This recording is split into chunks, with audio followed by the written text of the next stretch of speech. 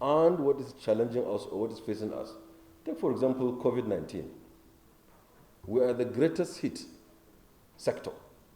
At the time when we came and began to implement our agenda, which is called the Aviation Roadmap, approved by Mr. President, and then also shared and approved by National Assembly, when we began to implement it, we slowly became the second fastest growing sector. I'm giving you Federal Ministry of Finance, Budget and National Planning, and the figures of MBS. We came to become, within the 3 years of implementation of that roadmap, we become in 2018 the second fastest growing sector in the Nigerian economy after water and sanitation. And then we kept on further improving and tweaking and implementing the roadmap, which just before COVID, we became the fastest growing sector in the Nigerian economy today. And this is Federal Ministry of Finance, Budget and National Planning, Central Bank, and Nigerian Bureau of Statistics, MBS. Because we are diligently implementing that roadmap, we became the fastest. I want to emphasize, we are now the fastest, just before COVID, the fastest growing sector in the Nigerian economy. Unfortunately, while this is going on, COVID came, act of God, and we shut down. And we are not in the business of selling, we are a service industry, we are not in the business of selling telephones, for example. So that when we shut down our shops, after COVID, we still sell the same telephone and make profit. The revenues for yesterday is lost. So therefore, we were hugely impacted upon by COVID.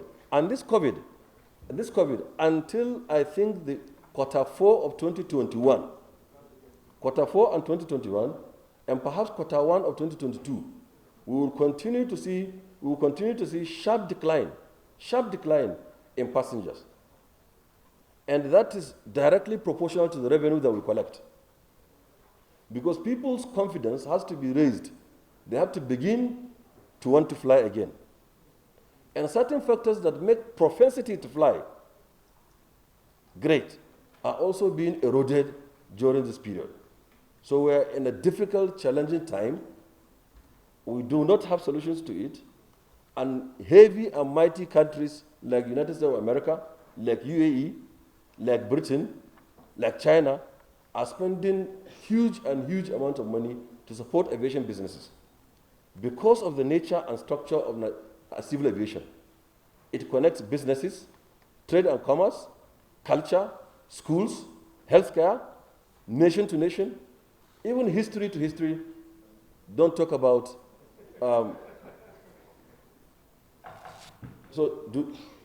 we are even not talking about its impact on tourism. So if all of this is going on, and we are not able to do so, therefore we are not able to earn any money. And the government, because of the challenge of funding, has not been able to respond to civil aviation requests, to civil aviation funding, as other countries have done. So if government is not able to fund us because there is no income, then government should not take the little that we have to keep everybody safe.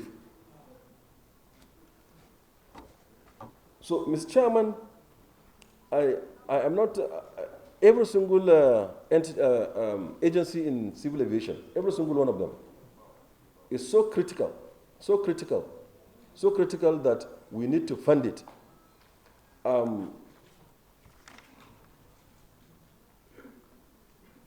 Yeah. So we need to fund it. If we fund it,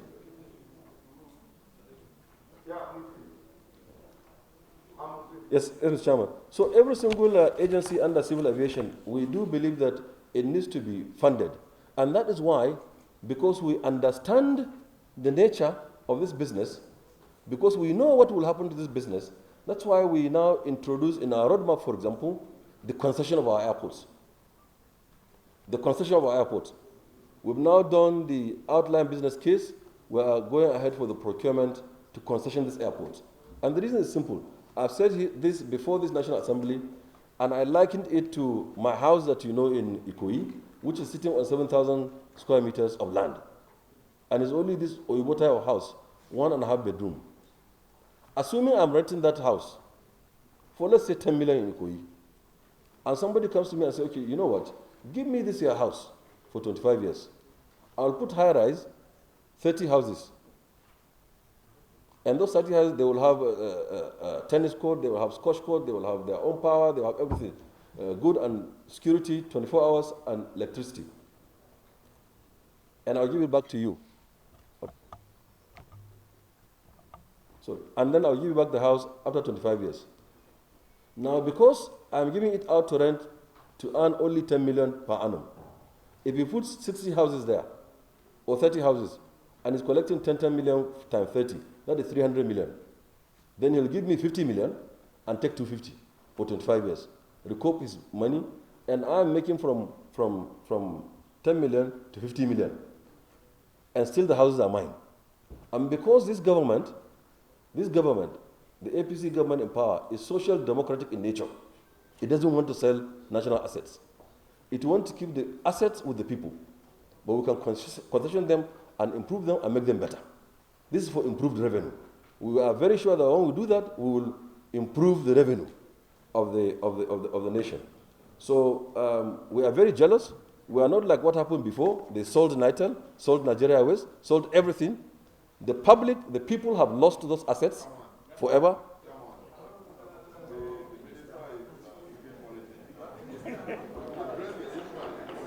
Mr. Chairman, I refuse to be intimidated by PDP. Thank you, sir. Thank you. Okay, sir. So, thank you, sir. Thank you, sir. Thank you, sir. Thank you. Thank you. Yes, this is actual. So we had an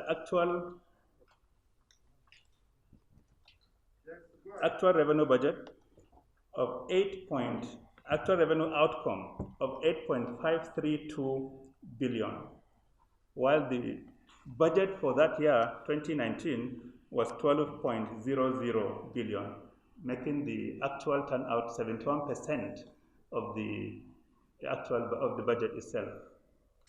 So we didn't collect as much as we thought we would collect in 2019. Now for 2020, distinguished chairman, we have a budget of 12.318 billion. But as at the end of June, yes, we have collected 2.739 billion, making that collection only 22% of the actual budget. Why? Distinguished chairman, the SEC, the SEC relies on activities in the capital market. There were activities, but they were reduced, distinguished chairman. They were reduced, distinguished chairman. There were activities. We actually invoked our business continuity plans in the capital market. So both the SEC as regulator and the capital market operators were all operating for most of that period, but the activities were actually reduced, and valuations were also, lower. So we did not collect as much as we budgeted to collect. If only we deduct 80% of operational surplus on that 11 billion, we are talking about 8 point something into the consolidated revenue fund. But you are clever enough not to show it in this books. Now, DG, we are just coming on board. This committee demands of you all relevant documents relating to all revenue sources to the Security and Exchange Commission. All revenue sources, with no exception. Those you have in treasury bills, the 200 million you have somewhere, and every other thing. With no exceptions, we want it fully declared. And relevant documentation to follow. Now, the staff strength is another major fundamental, is another issue. We have informed this committee that even what you generate as revenue in a month is not enough to fund your staff strength. You generate 8.5 billion in 2019, and your wage bill is about 9-point-something billion. It's 9-point-something billion. That shows what you are generating is not enough to even pay your staff. Not to talk less of the overhead expenditure. So within 2019 alone, by the time we bring in your expenditure and the deficit from salaries and wages, you are reporting in excess of about 4 to 5 billion. How do you fund that for that period? These are questions begging for answers. So we need documentation to back it up. You need to tell us how you arrive at this point. I know you are just coming on board, but we want to know, are you overstaffed? Are you fixing arbitrary salaries and wages not approved by the Salaries and Wages Commission? Are you incurring expenditure that is not in tandem with the act of the National Assembly or the act setting up the Security and Exchange Commission? All of these are questions begging for answers. So we need all of this.